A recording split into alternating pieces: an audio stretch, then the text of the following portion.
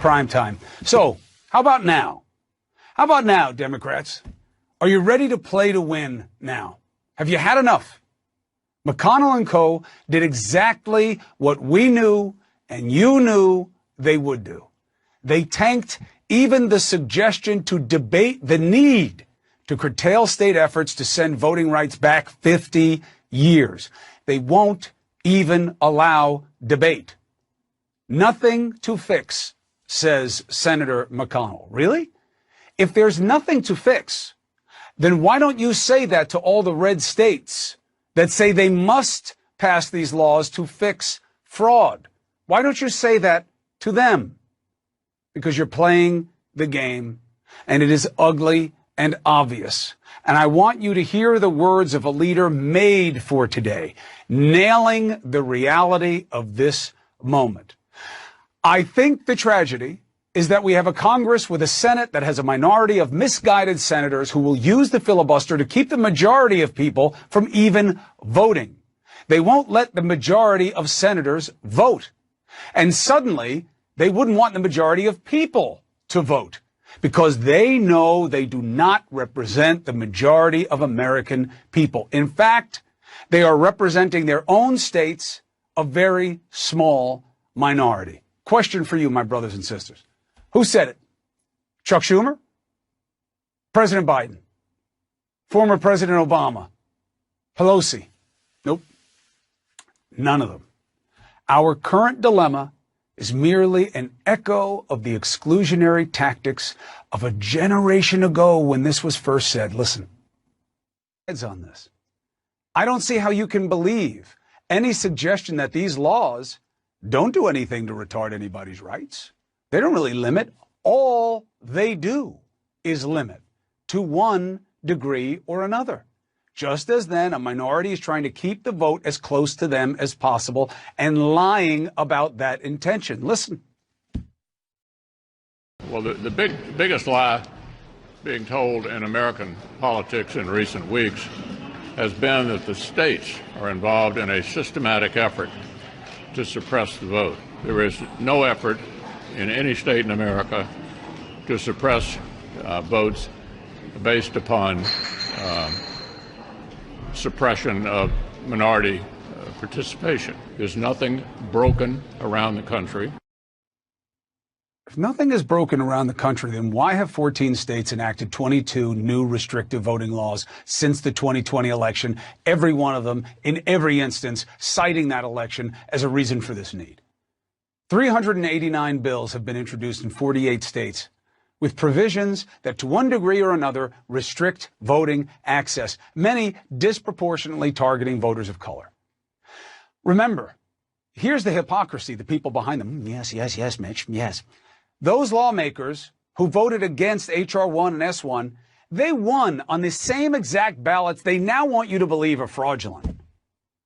A third of you believe this BS that they've been selling you. That's according to a new national poll.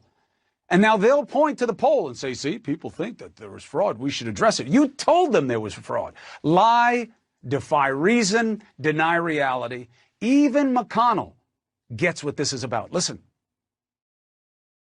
The rotten inner workings of this power grab have been thoroughly exposed to the light. What a way to show your disdain for the American people's choices. He's exactly right. Except he's talking about himself and his pals here on the left of your screen. Terrorists storming the Capitol. His party that very night voted to carry out the efforts of the rioters and overturn the election, failing to certify as what they wanted. That was one of the biggest power grab attempts in American history. So now what? Manchin from West Virginia, the Democrat of the moment, and all the other Democrats voted for debate to happen on the bill that they've been hammering out, all 50 of them. Will that vote hold to do what they must now to get this protective process through? Modify the filibuster and halt a move to take us back a generation or not? Those are the stakes. Let's ask a better mind, one who cast his vote to advance S1 on the Senate floor today, Senator Bob Casey, Democrat, critical background state of Pennsylvania. Good to see you, sir. Chris, good to be with you. Thank you. So obviously the easy question is, where do we go? Well, Chris, look, we have to continue to make the case. Today was just the beginning. Today it was very clear that one party unanimously wanted to protect the right to vote, and the other party didn't even want to debate it. I mean, I think what you said earlier is important to emphasize. This was a vote to proceed to the debate. It wasn't even a debate or a vote on the bill itself. So one party did that. It's very clear to America now what the stakes are. But we're at the beginning of this. We have to keep fighting to make sure that more and more Americans know what's at stake. I think there's a chance we can make progress. Just getting to 50, as you know, required some work. But I think we've got to make the case day after day, because at the core of these voter suppression laws, in my judgment at the state level, is white supremacy. Simple as that. And unless we continue to make the case on voting rights, then the other side will prevail. But I think today was just the beginning.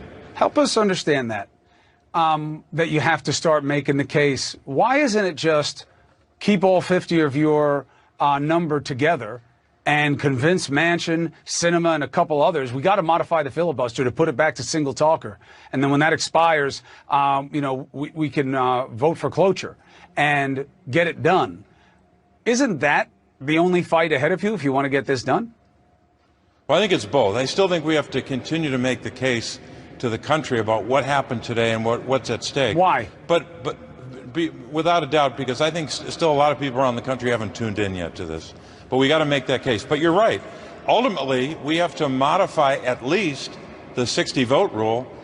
When you consider what happened just in the mid-1970s, that number went from 67 to 60. There's no reason why we shouldn't either reduce the number or bring about some other change to make sure that voting rights are protected. Now, I've heard senators in our caucus who said, I have real concerns about changing the rule, but for this issue, I could be persuaded.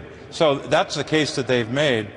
So many of us are already there, but I still think we can make the case to members of our caucus about the urgency and the primacy of this issue, the right to vote. But you don't think you're going to get 10 votes from the other side in terms of making the case to the American people? I mean, you already have solid poll numbers about people believing that these are problematic laws. No, I don't believe, Chris, I think you're right. I don't believe that we're at a point where we can say, okay, we got to make the case to Republicans and we'll get 10 of their votes. I don't think that's possible. Now, some may disagree. I'll listen to those points of view. But we have to make the case between and among ourselves to make a change to allow this to go forward. Because when you consider what we were voting on today, the motion to proceed to not just a voting rights bill, but a bill that would help reduce the influence of dark money in politics, a bill that would impose stronger ethical rules on all of us, including those in the executive branch. So when they said don't even debate that, I think they were insulting and really giving the middle finger to the American people. Well, look, Lisa Murkowski, I don't know what finger it was, but, supposedly Joe Manchin had her and other Democrats working on her that she was on the right side of this bill. She didn't even vote for it to advance to debate. But here's the part I don't understand. Why did you guys wait so long on this? You knew that this bill was DOA. You knew that this was going to happen. And this took too long, it seems to me, to get to this point. If you knew that this was where it was all along, why didn't you push, not you, obviously, Senator Casey, this wasn't your standalone decision, but Schumer and Pelosi, why didn't they push this harder and give yourselves more time to deal with this? Well, I think, Chris, part of the answer is when you're in the majority, you have responsibilities. And when you have a majority and a presidency of your party, that means we've got to do nominations, day after day, nomination after nomination. We had to pass the rescue plan. We've got to get this infrastructure bill off the ground. This physical infrastructure only negotiation isn't going to satisfy me, because I want home and community-based services. I want investments in child care. I want investments in universal access to pre-K. So to get that off the ground, we've got to do that at the same time. We've got to do a number of things simultaneously, but I think this was a very clarifying moment for the American people. Every single member of the United States Senate on the Democratic side voted to advance the debate, and I still think we can bring not just our party behind a bill when we get to that point, but I think we can end up changing the rules in some fashion. Senator Bob Casey, always a pleasure to have you on the show. Appreciate you on such an important night. Thanks, Chris. Be well. So Schumer, he's the head of the Democrats, right? Head of the Senate majority. He says that this was the starting gun, not the finish line on voting rights. Senator Bob Casey just made that case to you as well. You buy that? I mean, I'm sure they mean it, but how? Like, how many of you are they going to convince? And that what, you're going to make your Republican senators vote for it? That's not going to happen, right? So what is the next move for the Democrats? How do you get around the opposition party? Because, look, they're locked in, man. They're not the Democrats. So what is the next play here? Van Jones, Insights, next.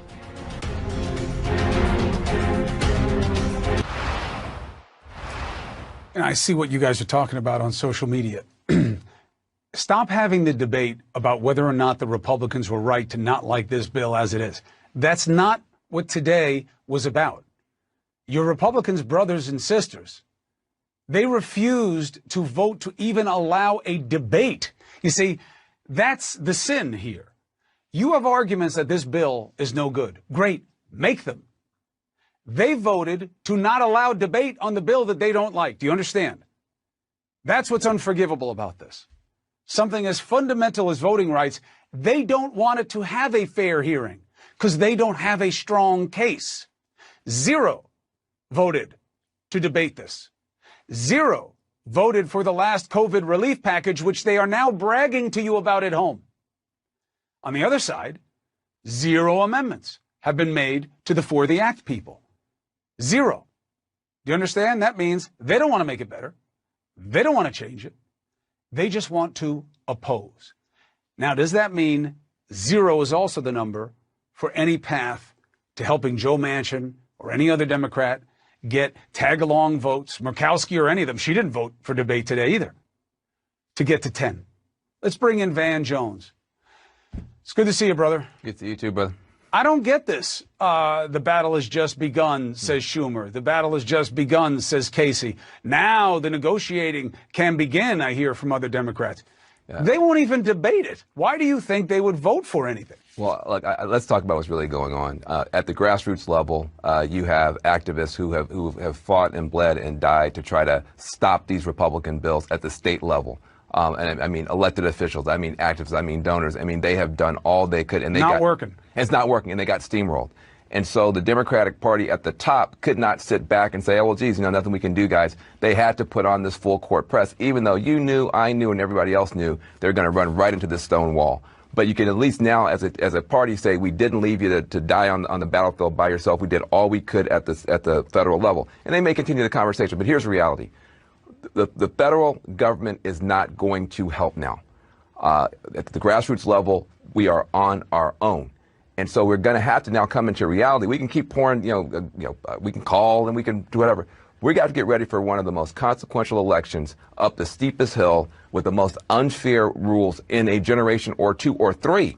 And that's where we are. So I understand why they want to keep talking about it and waving the flag. But we knew we were going to hit this wall. But the National Democrats were correct not to let the grassroots fight and die on the hill by themselves and try to get the federal government to help. But help is not on the way. We got to deal with that. We got to be realistic. So you think it's over? Yeah. I mean, look, I try to call this stuff fair. I think we got to keep the pressure on. I do think that the senator is correct. A lot of people are not paying attention at summertime, so you continue to try to define the Republicans as being anti-right to vote. Everybody didn't get the message just this morning. You're going to have to keep that fight up. But the reality, if you're cold, hard, trying to figure out how you're going to hang on to democracy, this is going to be a door-to-door grassroots slugfest in some of the toughest states with some of the toughest rules. And we got to get ready for that fight psychologically. Otherwise, we're going to be, we can spend a lot more time on this, even emotionally. And you know already you don't have 10 more Republicans. They will even let us talk about it. They won't even let us talk about it. And by the way, it was an insult to the people who fought this thing out and won. You put the rules together in these Republican states. It wasn't Democrats. In Georgia, Republicans wrote the rule book on voting. They enforced the rule book. They started, and we took those rules and won. And what you're saying is, across this country, when we win, especially when African Americans in leadership and black women in particular in the leadership, we're going to say it's by definition illegitimate. We're going to change the rules. When you play by the rules, we'll change the rules, and the federal government can't help you. That's why people feel so bad about this, because you are correct to play Dr. King. it does feel like in the old days when the federal government stood by and let us get mowed down physically and legally and legislatively and did nothing. And Schumer, a lot of people were mad at Schumer today when he came out and said, you're using the language and you're using the rhetoric of the bad old days. Oh my God, don't say that. You're insulting McConnell. But listen, I don't know what's in McConnell's heart, but the argument he made today, McConnell, that the federal government has no business protecting voting rights. You haven't heard that for 50 years. I mean, so this is, look, I wish I could come out here and say, hey, we're going to keep pushing and we'll eventually get to the table. This thing at the federal level, as best I can tell, is now a messaging exercise. At the grassroots level, it's going to be a muscle exercise, and we got to get ready now to register like we've never registered before. I'll tell you, I understand that part. Mm-hmm. I do think, though, that this should be the hill to die on for your party. Well, because, you know, racial inequality was a big driver for Biden. Yep. A lot of people came out for him and gave him a shot that they weren't even sure he deserved, a shot that they weren't even sure your party deserved. But because they thought the stakes were too high. And now you're going to go back to them in this election and say, yeah, sorry, you got your rights cut. We did what we could, but we had a couple of our own that we couldn't control. I think that's a tough sell. Van Jones, we'll do it step by step and we'll do it together. Thank you, brother. Thank you. I mean, look, he's an organizer, so I get it. He's saying I can't look to them. I got to get it done on my own. I mean, that's going to be tough to tell minority voters in all these states across the country. Yeah, I know you voted us in to give us a chance to stop Trump and all these kooks on the far right fringe. But, yeah, we couldn't get it done. And, yeah, you took a beating on your rights. I think that's a tough sell. President Biden is facing that. He's also facing another major challenge, combating violent crime rising in many American cities. Now, the question people are saying to you is, why are crime rates spiking? We know why crime rates are spiking, and it's not as simple as being 1, 2, or 3 gun laws away. You got to put people in jail when they break the law. And laws have changed to keep that from happening. We know why this is happening. The question is, do we have the courage to face it and do something about it in a woke society? The Wizard of Oz breaks down the numbers next.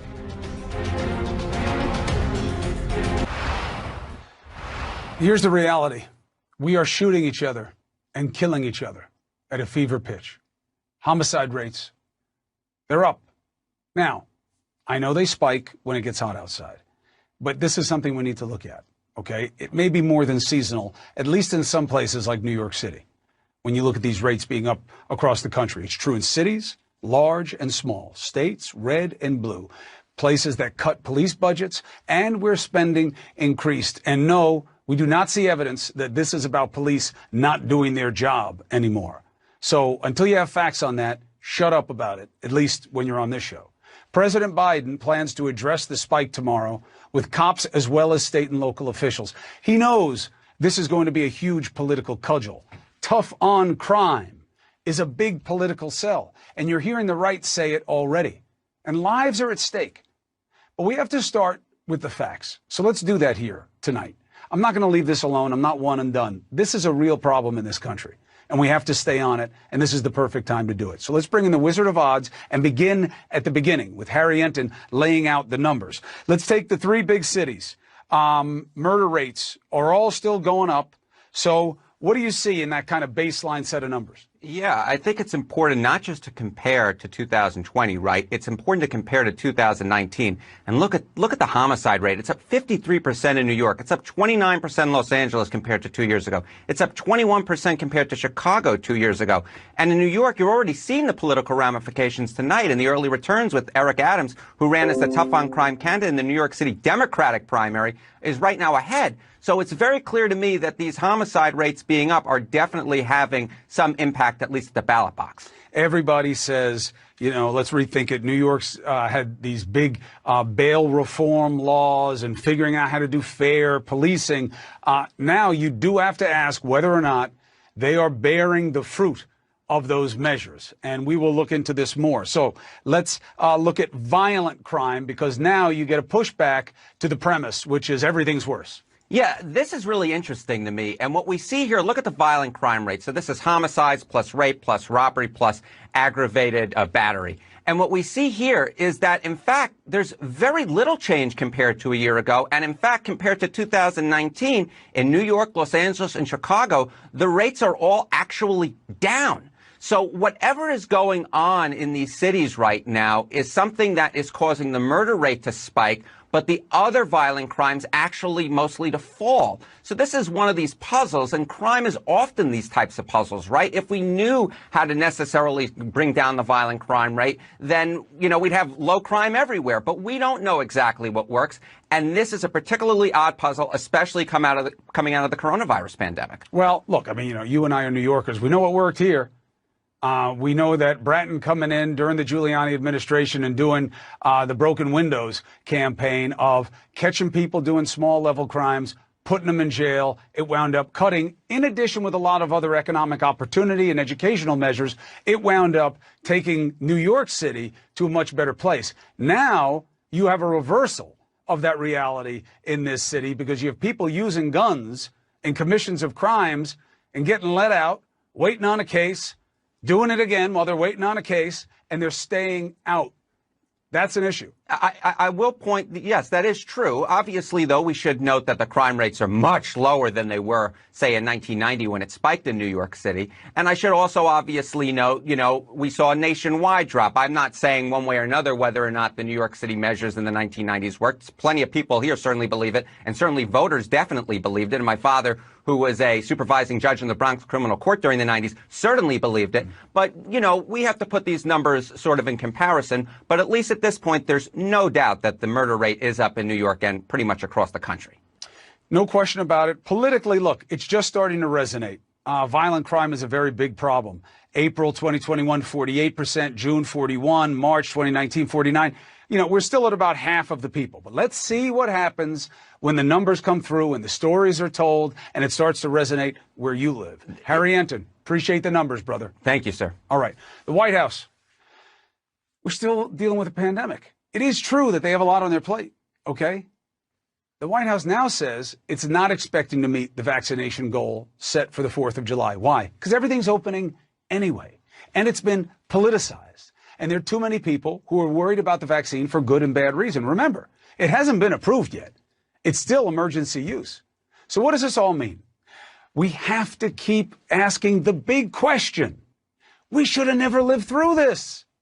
They should have known what to do about it, and we know that they knew because back 10 years ago, they did a movie called Contagion, where the filmmaker talked to experts like you see by the dozens, and they all knew from SARS and MERS what this would look like, and he nailed it.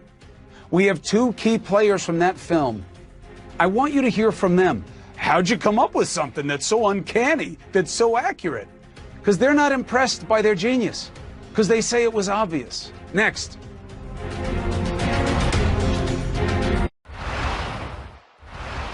The White House says what you probably suspected. We're not going to make the July 4th goal of 70% of adults partially vaccinated. Some states have it. New York has done it. But the CDC director says because of this fact, warning.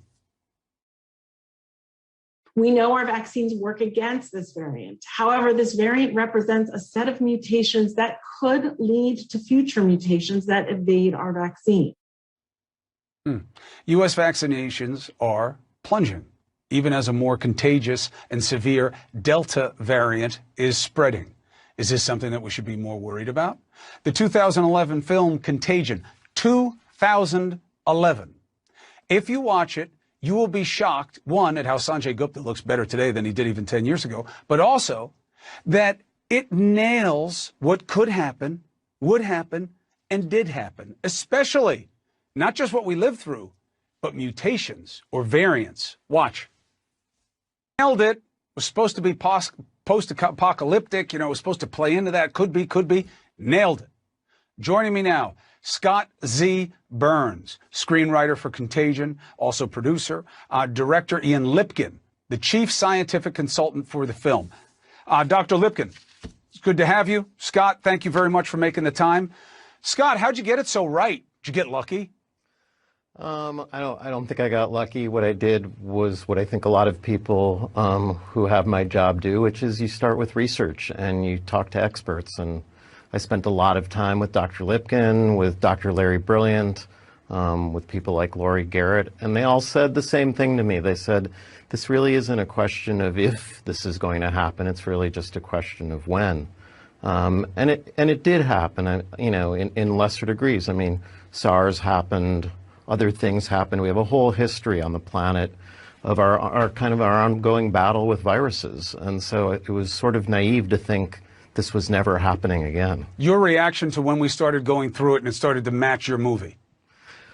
You know, I think the thing that didn't match the movie was what I was more sort of taken with, which was the complete and abject failure of our federal government to provide a coherent response. You know, I knew what the virus could do. I think there's science behind that. What was most shocking to me was the realization that the virus would be sort of a tracer bullet through our society, and it would light up all of the inequities. We would see that frontline communities and that, you know, people who don't have access to great health care would be affected in horrifying ways. So that was really my reaction. It was more about what we didn't anticipate than what science told us was likely to happen.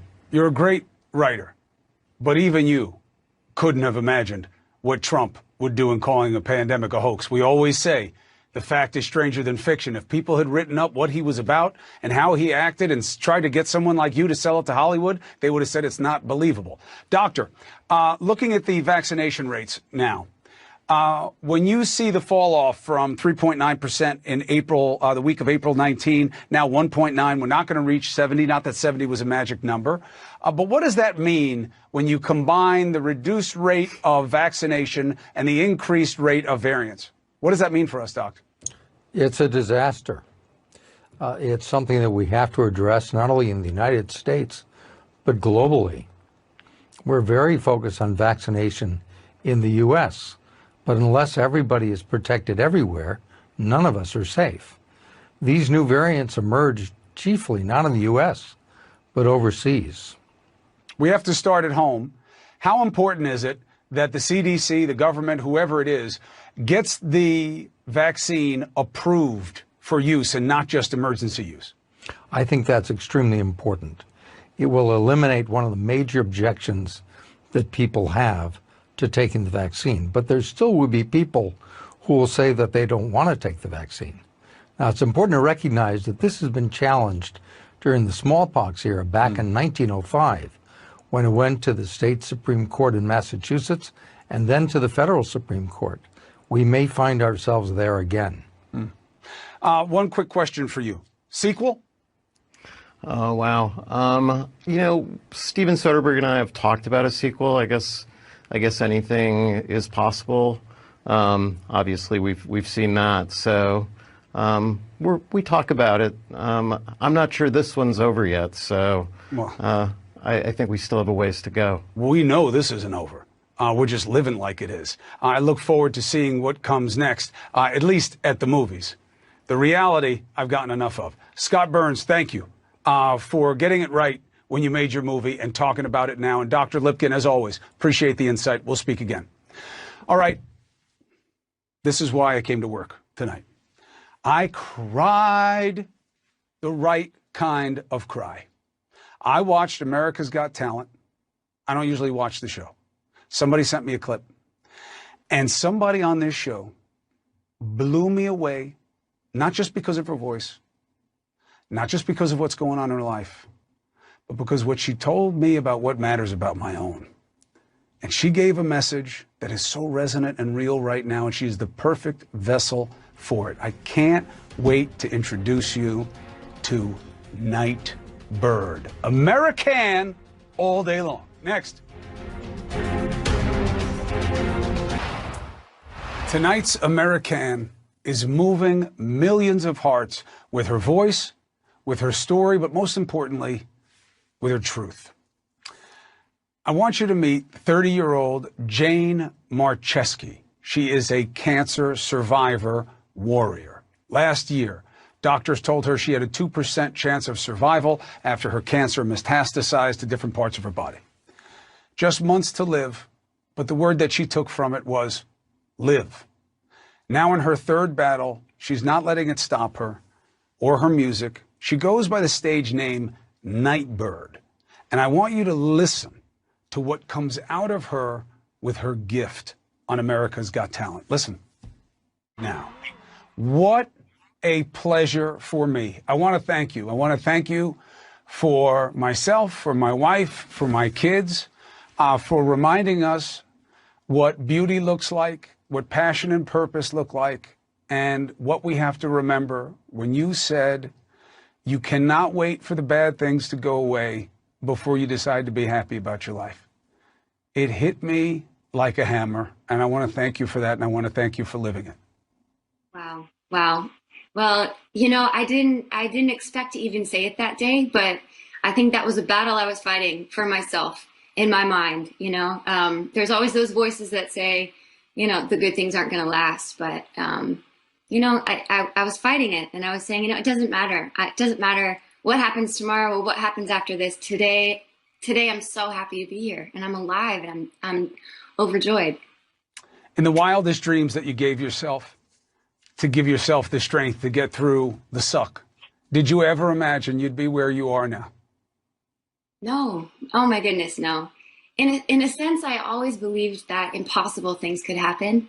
And for many years, the impossible things that happened in my life were, catastrophe and tragedy and loss. But this time, the impossible thing that's happening is way, way better and way more than I could have ever asked for. Who has reached out to you? What kinds of people have found solace in your song that surprised you? I think it's not just America that's responding to this, but it's people all over the world from all cultures and people groups and socioeconomic backgrounds. It's everybody's afraid to be happy sometimes, because life is really, really hard. And there's a lot of reasons, to be afraid. But there's also a lot of reasons to be thankful. And my journey has taught me that we don't have to pick one. We don't have to pick, life is hard or life is beautiful. Life is beautiful and hard at the same time. And that's when we're fully alive, is when we can hold both. It's when you say it with the context of where you're coming from, it is impossible to dispute yet isn't that what all of us do every day? I mean, maybe even you pre this, that it is so easy for us to lose sight of that you have to be happy no matter what life brings, and you have to be present, and you don't get to choose your moment. You got to make the most of every moment. It's so hard for us. What do you say to people? I mean, of course, hearing it from you, we're all too ashamed, to say, no, my life is too hard, Nightbird. What do you say to them when they're in the struggle and they're like, look, I'm not her. I can't overcome things like that. It's just too much for me. Oh, you know what? I'm not special. I'm not stronger than anyone else. I just might be, I just have the audacity to keep going in the face of reasons why I should not. And the key to it is you don't deny the pain of today, but don't deny the hope of the future. Both are real, and you take it minute by minute. Life doesn't really get easier. It really doesn't. You got to believe in impossible things. Got to believe in impossible things. You said they give me a 2% chance. It's not a 0% chance, and that means everything. I don't want to talk to you about what you're fighting, but I do want to talk about your fight. You have a GoFundMe page because cancer ain't cheap, as anybody knows who's had it. I want people to know about the GoFundMe page. We don't do this that often, but I want to do it because it's the right thing to do, and I really want to thank you. I mean, very rarely does somebody hit me with something I wasn't ready for that really reframes things for me. And it was a good cry. You gave me a good cry, and I hope that the effect you're having, I hope it means something to you. Jane. I really do. Nightbird. Why Nightbird? Nightbird is it's a great story. I had a recurring dream 3 nights in a row when I woke up in the middle of the night and I heard birds singing outside my window in the dark. And the first 2 times it happened, it really was only a dream. The third time I woke up and I really heard something. And I went to the window and saw the tree outside full of birds at 3 a.m, pitch black, singing as if the sun had come up.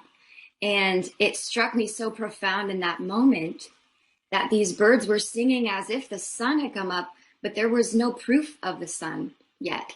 And I wanted to embody that I would hope even when there was no proof that I should. Well, I want to tell you, I mean, I don't know if you know anything about this show, but these are not the kinds of segments I often do. But I just don't know that I could give anything to the audience that matters as much. And I don't care about the show. I hope you do well on it. And I'll be following now because of you. But your voice is beautiful. And I've heard other beautiful voices, but not that carry the truth. What they called authenticity quickly on stage, to me, is something more resonant than just authenticity. You are truth to us, that people can persevere, and there's beauty in that. And you are a beautiful example of it. Thank you very much, my friend. Good luck, and thank you for the gift you gave me and you're giving so many people. Thank you. It means the world to me. Thank you so much.